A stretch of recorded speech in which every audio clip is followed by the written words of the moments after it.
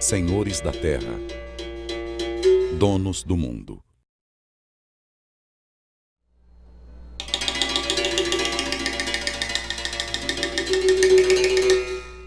Desde o final do século XVIII, com a decadência da mineração na província de Minas Gerais, a região do Nordeste paulista, conhecida como o Sertão do Rio Pardo, passou a ser povoada pelos entrantes mineiros. A atividade econômica era, sobretudo, a pecuária e a agricultura de subsistência.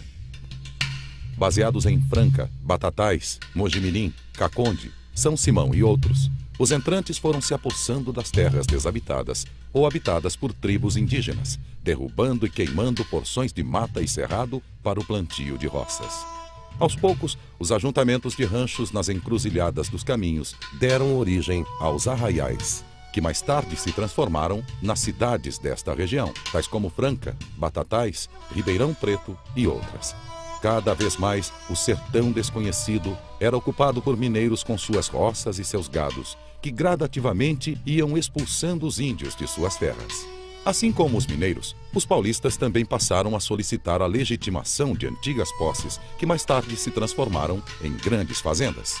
À medida que avançava a ocupação das terras no Nordeste paulista, os antigos posseiros foram perdendo suas roças e a capacidade de subsistência em razão da chegada de famílias mineiras com grandes rebanhos e escravos, atraídas pela notícia de terras desocupadas.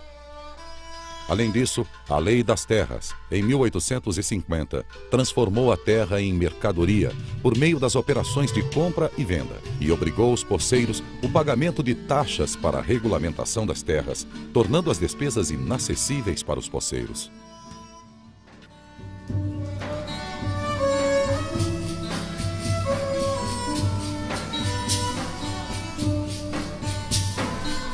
Na década de 1830, iniciaram-se as primeiras plantações de café, cuja expansão foi muito rápida na região graças ao solo virgem, ao clima e topografia propícios e às chamadas terras roxas.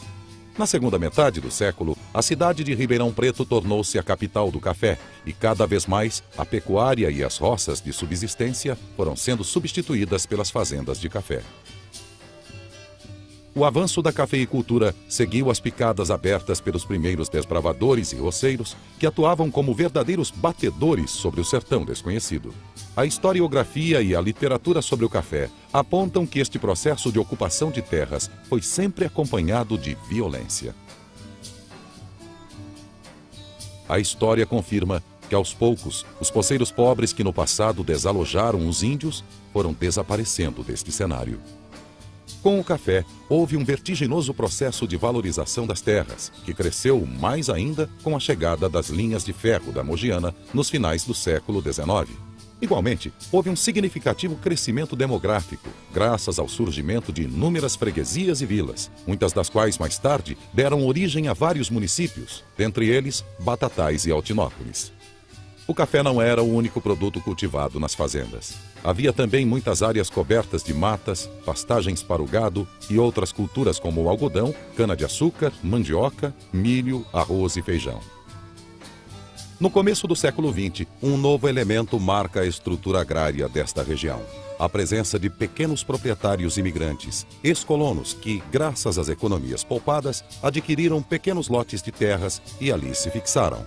Após a crise econômica de 1929 e durante as décadas seguintes, surgiram importantes mudanças na política econômica que resultaram na queima dos estoques excedentes, além da erradicação de milhares de cafeeiros.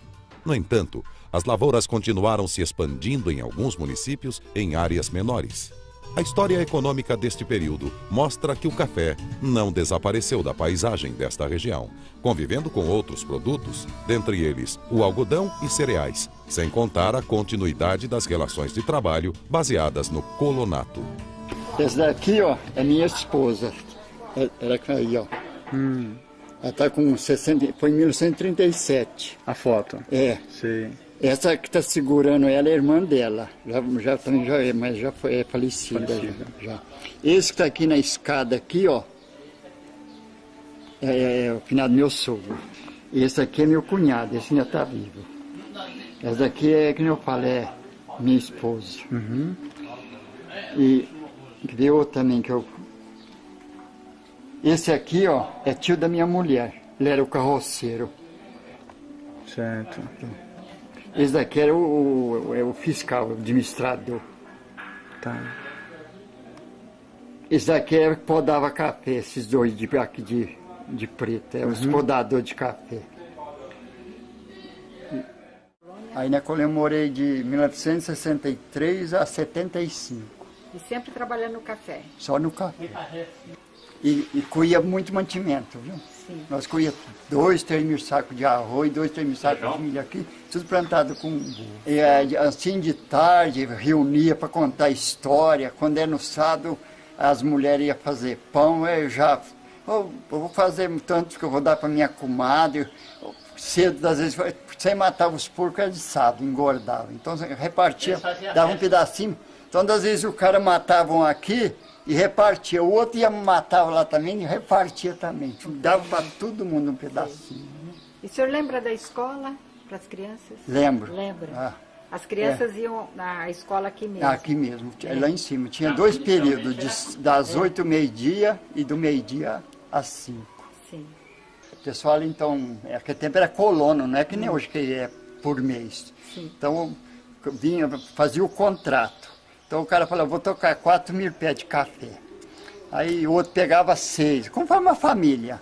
Aí numa rua plantava feijão, na outra ele plantava arroz e dava um pedaço de roça separado para ele colher o milho.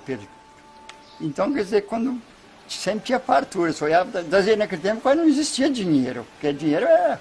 Mas só olhava no quintal lá, tinha aquela galinhada, 2, 3 capados, olhava lá no quadrez, aquela pinha de arroz, de feijão, tinha fartura. Isso.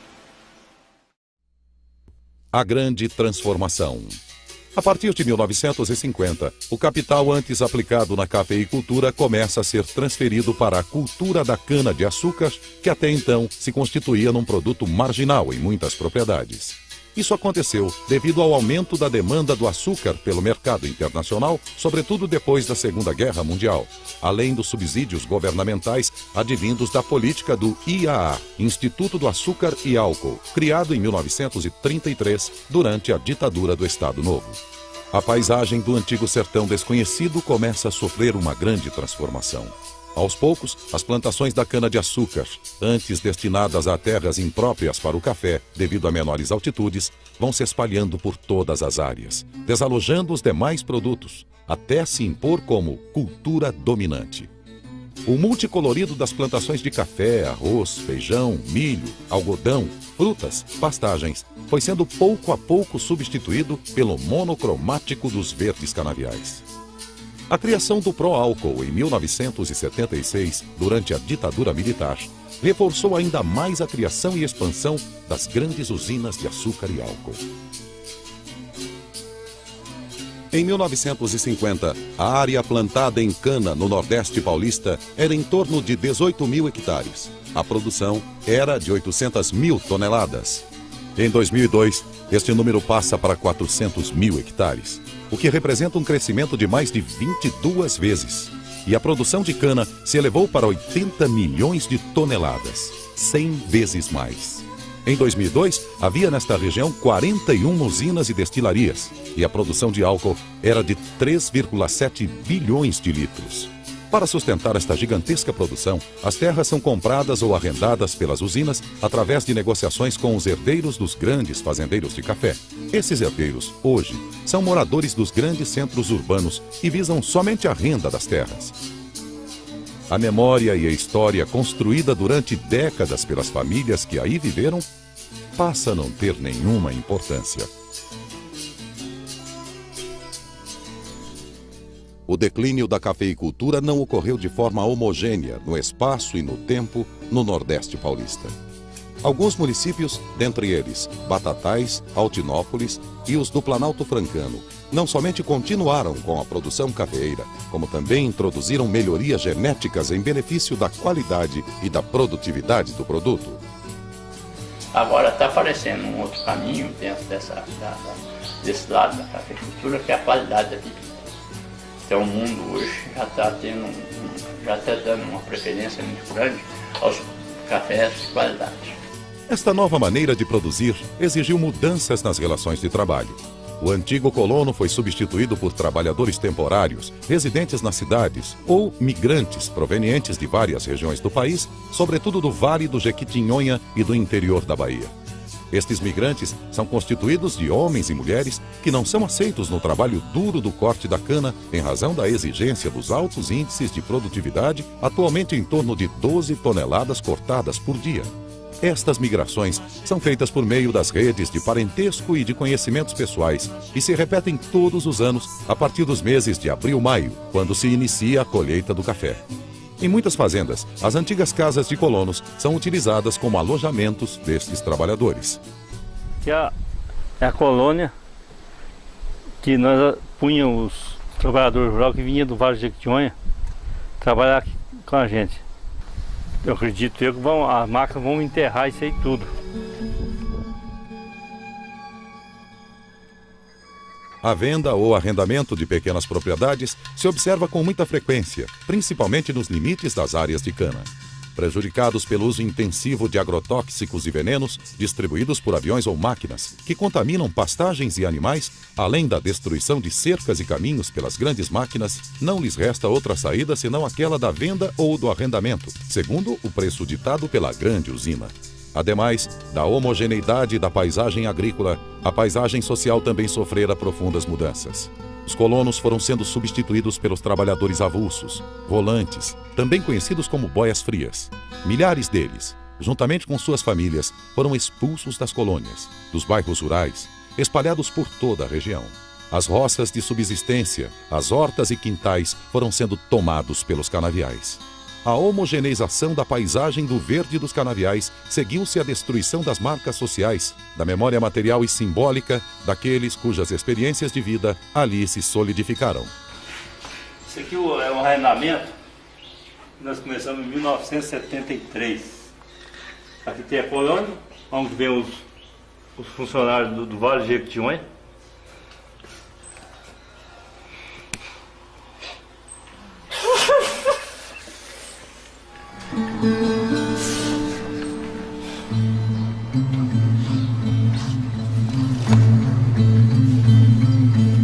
Eu morei nessa fazenda aqui, passei 26 anos morando aqui nessa fazenda. Isso aqui era só cerrado. Nós estocamos, começamos a plantar soja, depois nós viramos para café aqui e nessa outra de cá. E essa daqui a mulher morreu e o rapaz quis vender. Nós abrimos mão do arrendamento e ela vendeu isso aqui. E o caboclo logo em seguida plantou cana nessa área de cana. E agora tudo vai ser cana. Tudo vai ser cana. O canavial é sozinho, é único. As máquinas destroem a paisagem anterior. Arrancam árvores, casas e plantações. Os pássaros, assim como as pessoas, são obrigados a migrar. As antigas reservas da mata, cada vez mais, vão se encolhendo, até se transformar em pequenos nichos, cercados de cana por todos os lados. Essa paineira foi arrancada pela usina Batatais. Eles têm um projeto de arrancar as árvores para substituir no outro lugar. Eles arrancaram uma árvore, como vocês estão vendo aqui, centenária, a irmã daquela lá, e só não conseguiram enterrar ela porque ela deu água. Um lugar da paineira cabe o quê? Uns 20 pés de cana. Mais nada, não tem como constatar, mas por que arrancar uma paineira dessa? A máquina produz o desenraizamento. A máquina representa o poder dos donos da terra, das grandes empresas com capitais nacionais e internacionais, senhores das grandes usinas que controlam as decisões políticas e econômicas deste país.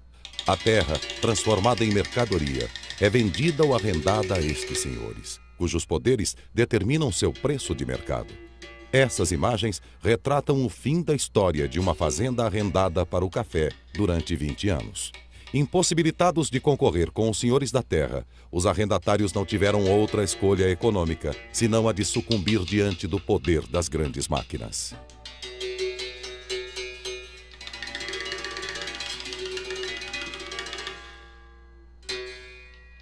Ah, dói o coração um pouco, né? É. uma perca grande, né? Tirando que já tá plantado para pôr cana pro chão. Sim. É errado demais, né? É, né? Tá acabando, café, cereais, café, tá acabando com tudo, né? Só tá entrando cana na área. Desde o final da década de 1950, os trabalhadores migrantes voltaram para suas pequenas terras, levando consigo a esperança do regresso no próximo ano. Essa migração era feita após o término da colheita do café, em virtude da impossibilidade de lá sobreviverem com seus próprios recursos. Esta migração temporária assemelha-se ao voo das andorinhas, que partem em busca de alimentos. Agora, a partida é sem volta. O que fazer? Voar? Para onde? O trabalho na cana é pesado demais para suas próprias forças, sobretudo para as mulheres. Ficar em suas terras pode representar a fome para o grupo familiar. Portanto, lhes resta tentar a sorte em outros lugares, longe da cana. A fraqueza de suas terras combina-se às suas próprias fraquezas. Já faz uns 10 anos que eu vim pra cá. Achei bom aqui, né? Trabalhei com patrão bom, tudo. Serviço bom, né? Aí agora não tem jeito de ficar aqui mais, tem que ir embora. Aí eu vou lá pra minha terra. Aí eu vou ver como é que eu faço lá agora, né? Pra cana nunca fui, né? Aí a gente tem medo de ir, a ver não dá certo, né? Aí vamos ver pra frente também, às vezes a gente não pode falar que não vai, não. Demais, ixi, saudade é demais, ixi, aí não esquece não, né? Porque 10 anos, 11 anos assim, você vem todo ano encontrando com o pessoal, a gente sente saudade, né? Sempre as mesmas pessoas, e tudo bom, ninguém nunca teve confusão nenhuma, né? Sim. Todo pessoal bom. Aí a gente já fica imaginando sair que vinha parente, amigo, cunhado, irmão, né? Vinha tudo, sogro, tudo. Aí ia tudo, trabalhar tudo satisfeito aqui, né? Tudo família assim, tudo conhecida, né? Eu acho que é muito pesado, né? O serviço da cana, cortar a cana. Sim. Eu acho que eu não consigo cortar a cana, não.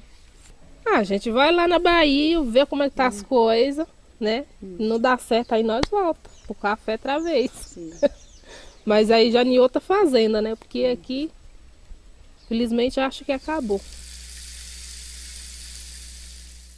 Talento das artes plásticas. Bassano Vaccarini nasceu na Itália em 1914 e veio para o Brasil depois da Segunda Grande Guerra, como muitos imigrantes italianos. Chegou a Ribeirão Preto em 1956. Vaccarini revelou-se uma das principais veias artísticas da região, tendo deixado um acervo notável nas ruas de Ribeirão Preto e de Altinópolis, onde viveu por muitos anos. Em Altinópolis, na Praça dos Trabalhadores, o artista simbolizou a família trabalhadora em todas as fases da colheita de café. Suas esculturas representam uma tentativa de preservar a memória de forma petrificada, em contrapartida à fragilidade da cafeicultura, que é facilmente destruída pela máquina capitalista.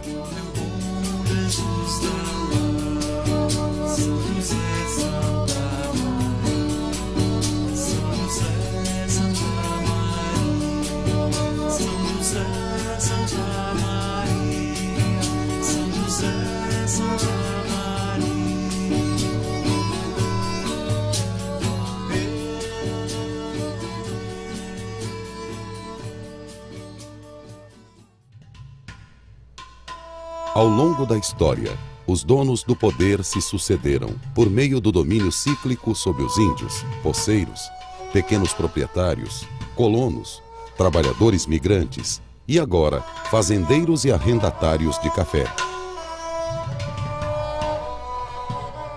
Senhores da terra, donos do mundo, representam o agronegócio, o poder, o crescimento, a riqueza, o progresso, o moderno e a transformação das paisagens natural e humana. Mas, ao mesmo tempo, representam a ameaça de destruir estas mesmas paisagens, impondo-lhes outros destinos e outros desatinos por meio do apagamento de seus rastros e do silêncio de suas memórias.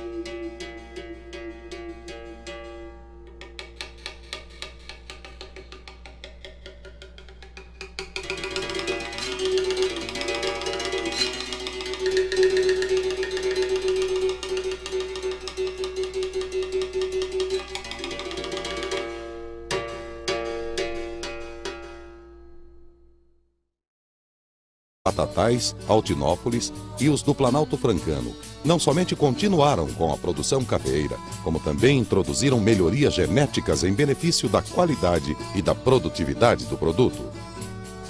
Agora está aparecendo um outro caminho dentro desse lado da cafeicultura, que é a qualidade da bebida. Então o mundo hoje já está dando uma preferência muito grande aos cafés de qualidade.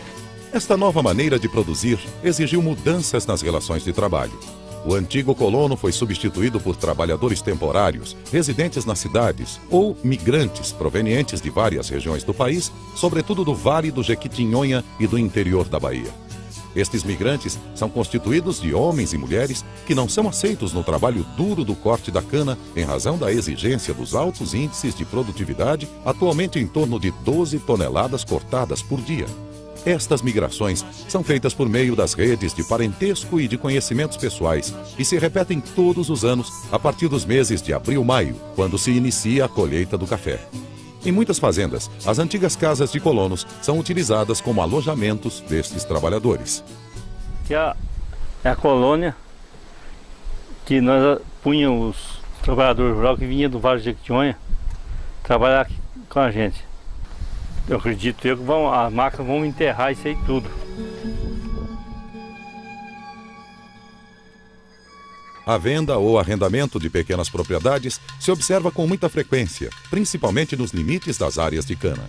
Prejudicados pelo uso intensivo de agrotóxicos e venenos distribuídos por aviões ou máquinas que contaminam pastagens e animais, além da destruição de cercas e caminhos pelas grandes máquinas, não lhes resta outra saída senão aquela da venda ou do arrendamento, segundo o preço ditado pela grande usina.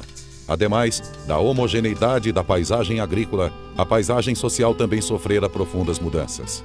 Os colonos foram sendo substituídos pelos trabalhadores avulsos, volantes, também conhecidos como boias frias. Milhares deles, juntamente com suas famílias, foram expulsos das colônias, dos bairros rurais, espalhados por toda a região. As roças de subsistência, as hortas e quintais foram sendo tomados pelos canaviais. A homogeneização da paisagem do verde dos canaviais seguiu-se à destruição das marcas sociais, da memória material e simbólica daqueles cujas experiências de vida ali se solidificaram. Isso aqui é um arrendamento que nós começamos em 1973. Aqui tem a colônia, onde vem os funcionários do Vale de Jequitinhonha.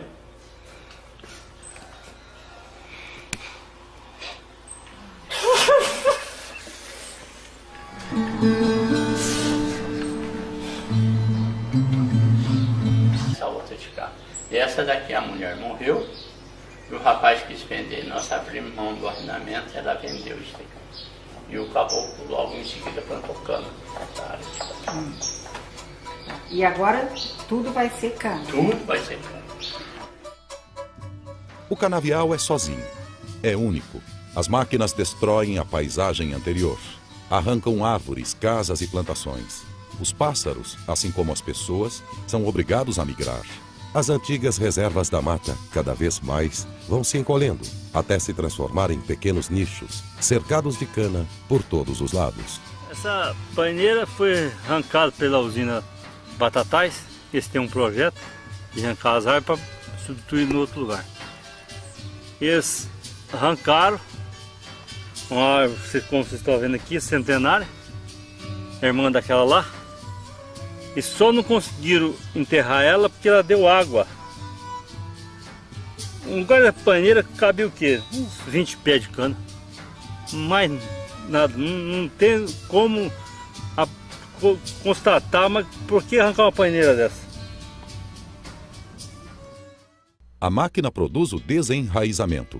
A máquina representa o poder dos donos da terra, das grandes empresas com capitais nacionais e internacionais, senhores das grandes usinas que controlam as decisões políticas e econômicas deste país.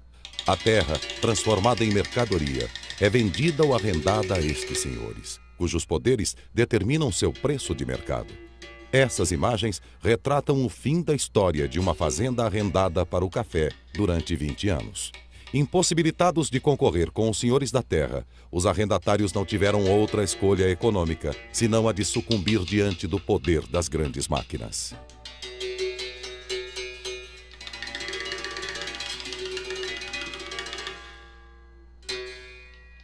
Ah, dói o coração um pouco, né? É. Uma perca grande, né? Tirando que já tá plantado para pôr cana pro chão. Sim. É errado demais, né? É, né? Tá acabando o café, cereais, café, tá acabando com tudo, né? Só tá entrando cana na área. Desde o final da década de 1950, os trabalhadores migrantes voltaram para suas pequenas terras, levando consigo a esperança do regresso no próximo ano.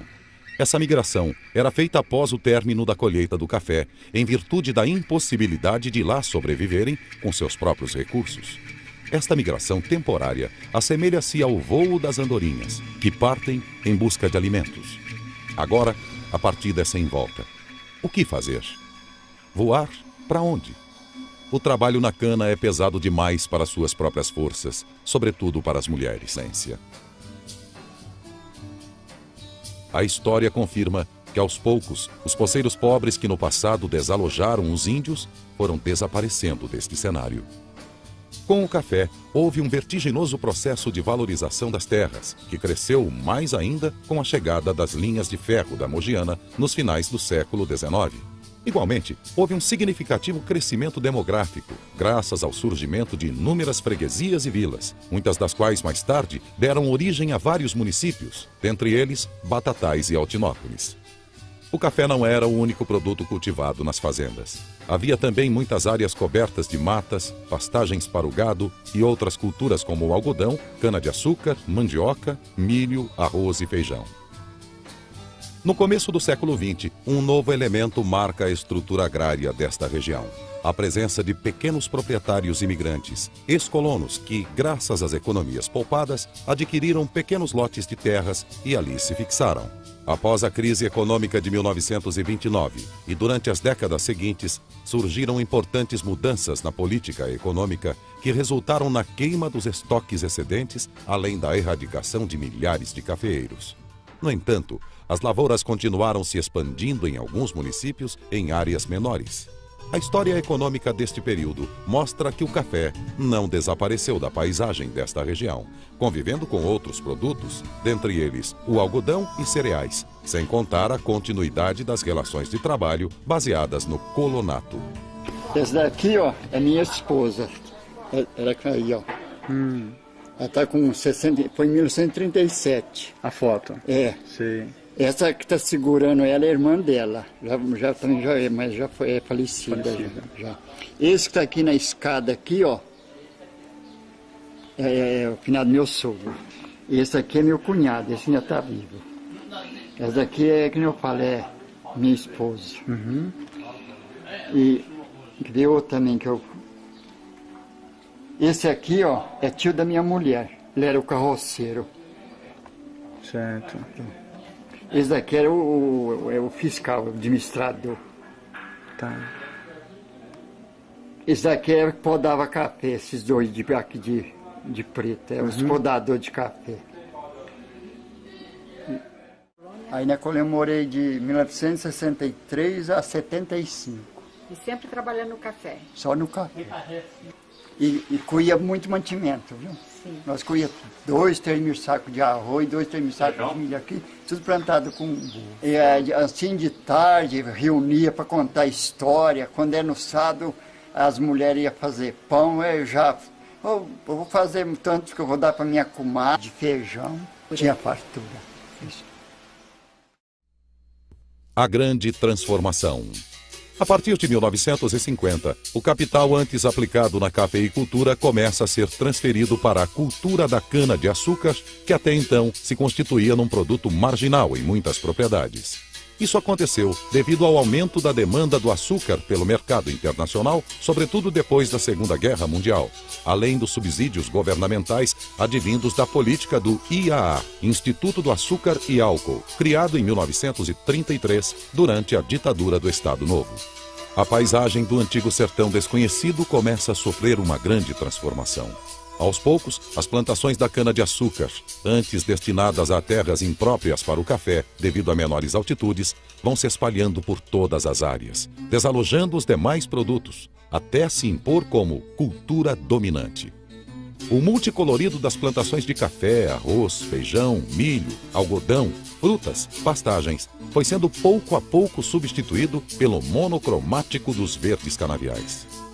A criação do pró-álcool em 1976, durante a ditadura militar, reforçou ainda mais a criação e expansão das grandes usinas de açúcar e álcool. Em 1950, a área plantada em cana no Nordeste paulista era em torno de 18 mil hectares. A produção era de 800 mil toneladas. Em 2002, este número passa para 400 mil hectares, o que representa um crescimento de mais de 22 vezes. E a produção de cana se elevou para 80 milhões de toneladas, 100 vezes mais. Em 2002, havia nesta região 41 usinas e destilarias, e a produção de álcool era de 3,7 bilhões de litros. Para sustentar esta gigantesca produção, as terras são compradas ou arrendadas pelas usinas através de negociações com os herdeiros dos grandes fazendeiros de café. Esses herdeiros, hoje, são moradores dos grandes centros urbanos e visam somente a renda das terras. A memória e a história construída durante décadas pelas famílias que aí viveram passa a não ter nenhuma importância. O declínio da cafeicultura não ocorreu de forma homogênea no espaço e no tempo no Nordeste paulista. Alguns municípios, dentre eles Batatais, Altinópolis e os do Planalto Francano, não somente continuaram com a produção cafeeira, como também introduziram melhorias genéticas em benefício da qualidade e da produtividade do produto. Agora está aparecendo um outro caminho dentro desse lado da cafeicultura, que é a qualidade da bebida. Então o mundo hoje já está dando uma preferência muito grande aos milho, algodão, frutas, pastagens, foi sendo pouco a pouco substituído pelo monocromático dos verdes canaviais. A criação do pró-álcool em 1976, durante a ditadura militar, reforçou ainda mais a criação e expansão das grandes usinas de açúcar e álcool. Em 1950, a área plantada em cana no Nordeste paulista era em torno de 18 mil hectares. A produção era de 800 mil toneladas. Em 2002, este número passa para 400 mil hectares, o que representa um crescimento de mais de 22 vezes. E a produção de cana se elevou para 80 milhões de toneladas, 100 vezes mais.